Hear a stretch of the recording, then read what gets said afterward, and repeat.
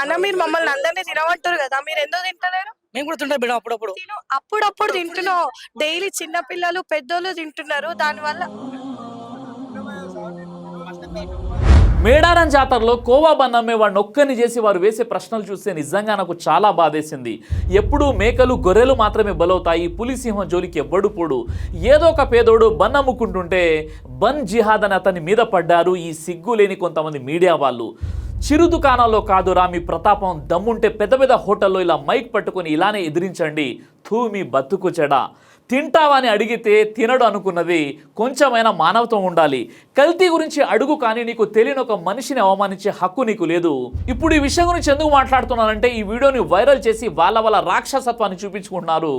ఏదైనా ఉద్ధరించాలనుకుంటే ఇలా రోడ్డు మీద చిన్న చిన్న వ్యాపారాలు చేసే వాళ్ళ మీద కాదురా మీ ప్రతాపం.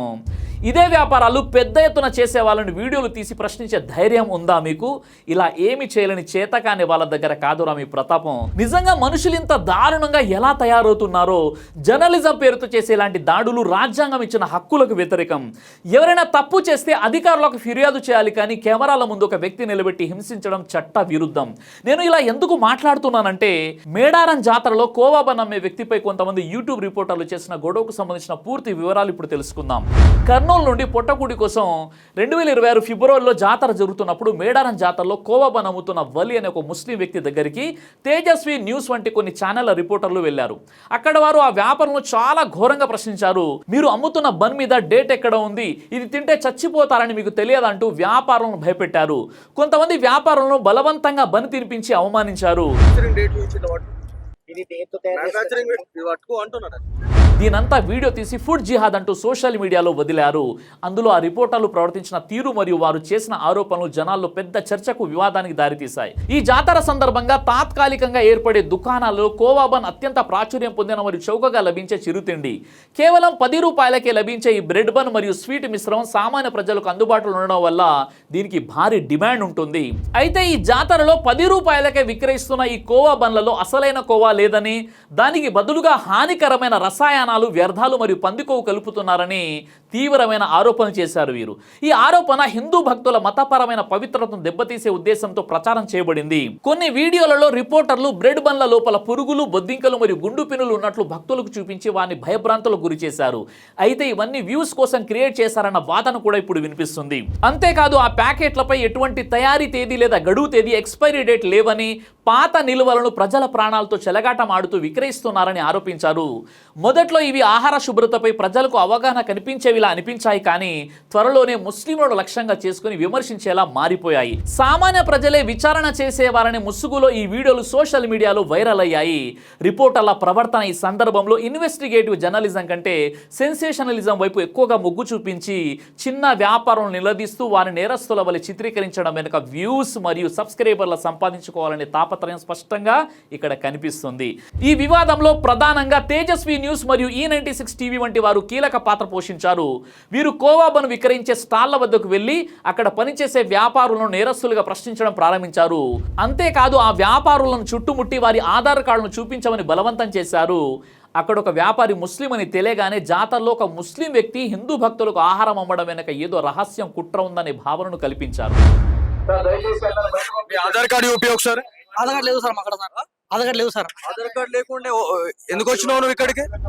నువ్వు ఎక్కడి నుండి వచ్చావు, నీ అసలు పేరేమిటి, నీ ఆధార్లో పేరు వేరే ఉంది వంటి ప్రశ్నలతో అతన్ని భయభ్రాంతులకు గురి చేశారు. ఆ విలేకరులు ఆ కోవా బన్లలో విషం ఉందని నిరూపించగానే ఆ వ్యాపారి అది తప్పు అని నిరూపించడానికి కెమెరా ముందే ఆ కోవా బన్ను తిని చూపించాడు.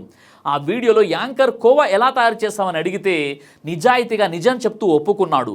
ఏదో కలపకూడని కలిపితే అతను చెప్పే మాట తడబడేది.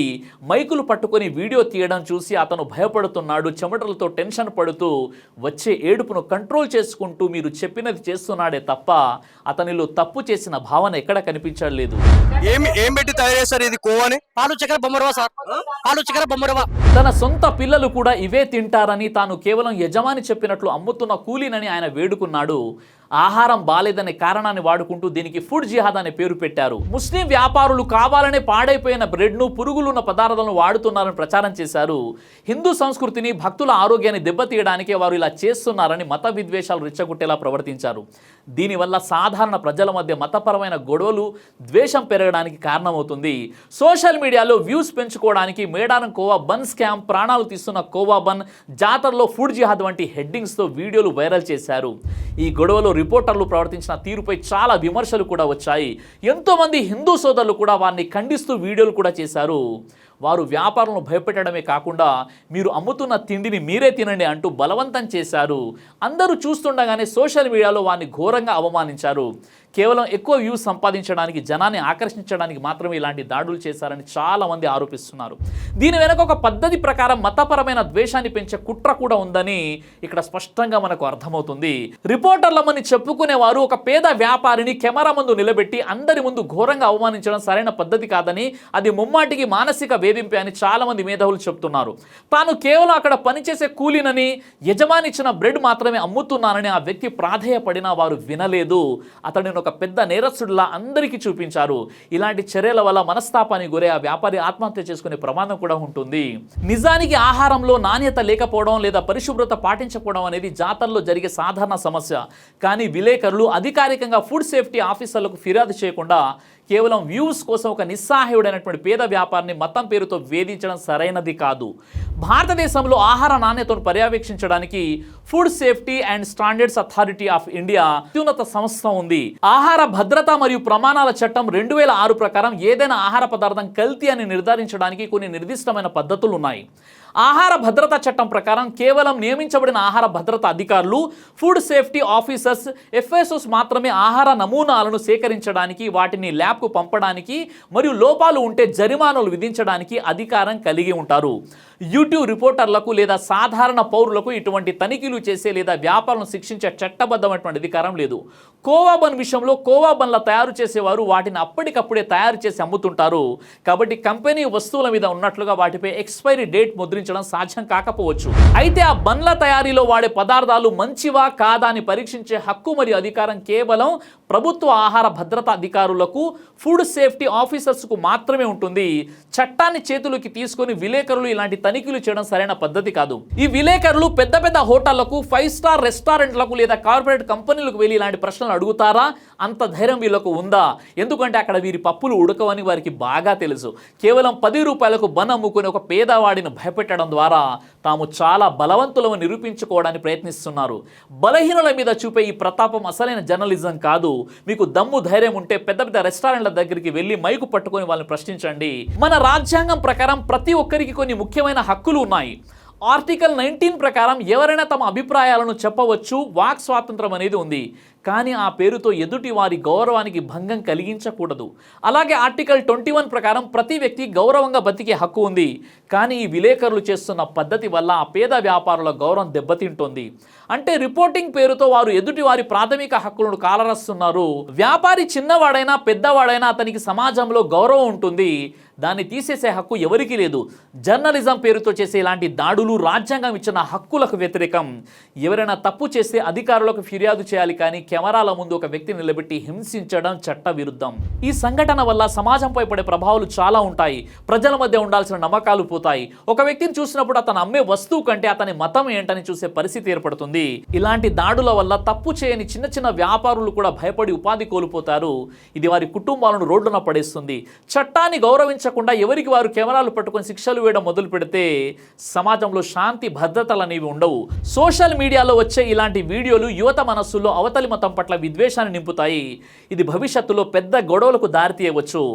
ఆహార నాణ్యత అనేది అందరి ఆరోగ్యానికి సంబంధించిన విషయం, కానీ దానికి మతం రంగు పోయడం వల్ల అసలైన ఆహార భద్రత చర్చ పక్కకు పోయి మతపరమైన చర్చ ముందుకు వస్తుంది. నిజంగా ఆ వ్యక్తి కనుక కల్తీ కోవా బన్ అమ్ముతున్నట్లయితే మీరు అతని మీద ఫుడ్ అండ్ సేఫ్టీ వారికి ఫిర్యాదు చేయండి, చట్టపరమైన చర్యలు తీసుకోండి. అంతేగాని మీ మతోన్మాదాన్ని బయటికి ప్రయత్నం చేయకండి. సమాజంలో మార్పు రావాలంటే అధికారుల ద్వారా తనిఖీలు చేయించాలి, కానీ ఇలా మతాల మధ్య చిచ్చు పెట్టేలా ప్రవర్తించడం ఎవరికి కూడా మంచిది కాదు. ఈ మధ్య కాలంలో విషయంలో మనం చూస్తున్నాం, హిందూ జాతరల్లో కేవలం హిందువులు మాత్రమే అక్కడ వ్యాపారాలు చేయాలి, ముస్లింలు అక్కడ ఎలాంటి వస్తువులు అమ్మకూడదని. ఇది ఎలాంటి విషయం అంటే మన భారతదేశంలో పూర్తిగా మతోన్మాదాన్ని ప్రోత్సహించేటటువంటి విషయం ఇది. ఎందుకంటే మొన్న ఆంధ్రప్రదేశ్ కడపలో జరిగినటువంటి తబ్లీగ్ జమాత్ ఇస్తమాలో 10 లక్షల కంటే ఎక్కువ మంది హాజరయ్యారు. అక్కడ బయట ఎంతో మంది హిందూస్ కూడా స్టాల్స్ పెట్టారు. అలాగే మీరు హైదరాబాద్లో కొన్ని దర్గాలు, అదేవిధంగా ముస్లిమ్స్ ఎక్కువ ఉండేటటువంటి ప్రాంతాల్లో మీరు చూడవచ్చు. అక్కడ ఎక్కువగా హిందూ సోదరులే బిజినెస్ చేస్తుంటారు, మార్వాడీలు స్వీట్స్ అమ్ముతుంటారు. ఏనాడు కూడా ముస్లింలు మీరు మా దర్గాల ముందు, మా మసీదుల ముందు, మా ప్రాంతాల్లో, మా వీధుల్లో, మా ఇస్తమాలలో మీరు వచ్చేసి బిజినెస్ చేసుకోకూడదని ఏ ముస్లిం కూడా చెప్పలేదు. ఎందుకంటే ఇస్లాం ఇలాంటి విషయాల్ని ప్రోత్సహించదు. కానీ ఈరోజు మనం చూస్తున్నాం, ఎంతోమంది మతోన్మాదులు ఈరోజు మతోన్మాదాన్ని ప్రోత్సహిస్తున్నారు, మానవత్వాన్ని మంట గలుపుతున్నారు. ఈ విషయం పట్ల మీ అభిప్రాయం ఏంటి? మీరు కామెంట్ చేసే ముందు నేను హిందువునా, ముస్లింనా, లేక క్రైస్తవుడినా అనే భావనను పక్కన పెట్టేసి ఒక మనిషిగా మానవత్వంతో కామెంట్ చేయండి. జై హింద్. దైవ ప్రవక్త ముహమ్మద్ సల్లల్లాహు అలైహి వసల్లం వారు తెలియజేశారు, కడుపుకు సంబంధించినటువంటి అన్ని రకాల వ్యాధులకు అద్భుతమైనటువంటి ఔషధం తల్బీనా. ఇది దైవ ప్రవక్త వారి సున్నత్, మంచి ఆహారం, ఇమ్యూనిటీ బూస్టర్, ఇందులో షిఫా ఉంది. ఇది మంచి ఔషధంగా కూడా పనిచేస్తుంది. కాబట్టి పిల్లలు అయినా పెద్దలు అయినా ఎవరైనా దీనిని ఉపయోగించవచ్చు. అలాగే ఖురాన్లో దైవం తెలియజేశాడు, తేనెలో మీకు స్వస్థత ఉంది అని. కాబట్టి స్వచ్ఛమైనటువంటి ఫారెస్ట్ హనీ కోసం మీరు సంప్రదించండి. అలాగే పురుషుల కోసం ప్రత్యేకంగా తయారు చేయబడినటువంటి షాహీ హల్వా, ఇది లైంగిక సమస్యలను దూరం చేసి శృంగార సామర్థ్యాన్ని పెంచుతుంది, మీ దాంపత్య జీవితంలో మంచి అనుభూతినిస్తుంది. ఇందులో ఎలాంటి సైడ్ ఎఫెక్ట్స్ లేవు. ఇది కంప్లీట్గా హెర్బల్ ప్రొడక్ట్స్తో తయారు చేయబడినటువంటిది. కాబట్టి స్క్రీన్పై కనిపిస్తున్నటువంటి ఈ నెంబర్స్కి కాల్ చేసి మీరు ఇప్పుడే ఈ ప్రొడక్ట్స్ని ఆర్డర్ చేసుకోవచ్చు. కొరియర్ ఫెసిలిటీ కూడా ఉంది. ఆలస్యం ఎందుకు, వెంటనే ఆర్డర్ చేయండి.